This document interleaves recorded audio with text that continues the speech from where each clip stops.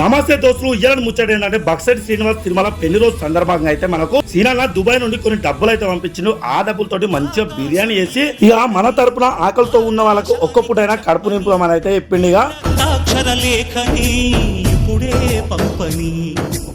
అన్నం పుణ్యం ఎరగని మా సీమకి రమ్మని ఆహ్వానం అందించని మెరిసే చూపుని తొలగింది ముప్పు అని నీలి మప్పు మనసారా నవ్వని చిరుజల్లు ముప్పు మన ముంగిలంత ముత్యాలే.